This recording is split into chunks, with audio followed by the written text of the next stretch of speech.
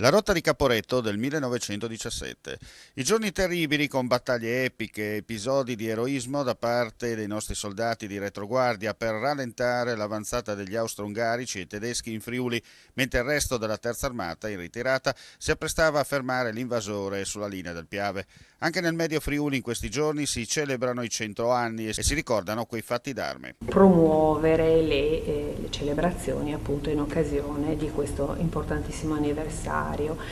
E devo dire che è un programma molto articolato e molto ricco che verrà sviluppato più o meno in tutti i 15 comuni che aderiscono al progetto integrato cultura, attraverso eventi che vanno dai concerti alle conferenze, alle letture sceniche, ma anche ai cori e devo dire credo molto interessante da un punto di vista storico, con l'intento precipuo di dare finalmente corpo a tutte le testimonianze orali che sono state raccolte in questi anni, di raggruppare in modo organico e filologicamente corretto tutti i dati d'archivio anche che storici ma anche appassionati locali hanno con grande attenzione, grande sensibilità raccolto in tutti questi anni. La provincia di Udine in tempi difficili per i tagli economici in prima linea per non dimenticare.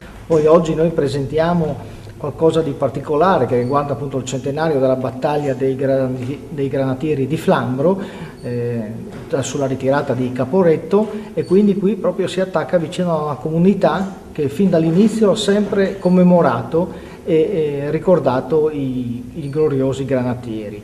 Quindi a questo si è agganciato il PIC, la provincia di Udine e l'intera comunità. Infatti ci saranno diverse attività, tra cui sarà anche culminata da un grande evento, un concerto alle ore 18, proprio la domenica del 29, nella piazza proprio di Flambro, dove sono accaduti alcuni scontri, dove sono caduti alcuni dei valorosi granatieri. Sarà l'orchestra di Walter Sivilotti e il coro FVG Giovani, assieme alla voce narrante di Tony Capuozzo, che appunto ricorderà queste gesta in un modo diverso. La battaglia con un tratto del libro del generale Bonaventura e poi qualcosa proprio della comunità di Flambro. Abbiamo trovato il diario parrocchiale di Don Enrico da Ronco, che era il pievano della comunità di Flambro dal 17 al 20, e su questo è stato proprio ricostruito.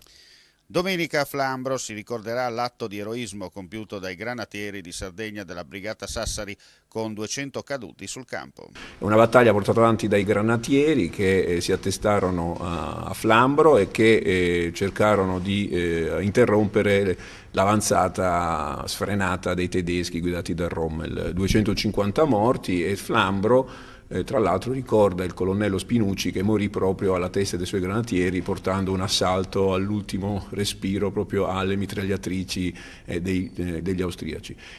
Spinucci muore a Flambro, viene sepolto a Flambro e la gente di Flambro sempre ha avuto un ricordo. Quindi i 100 anni li ricordiamo con molta commozione, anche con molta intuizione, anche con molta volontà insomma, di ricordare questi avvenimenti, e quindi oltre alle varie celebrazioni ci sarà la celebrazione del 29 di domenica 29 dove ci saranno tutte le colonnelle e il medagliere d'onore dei granatieri con oltre 300 medaglie d'onore al valor militare.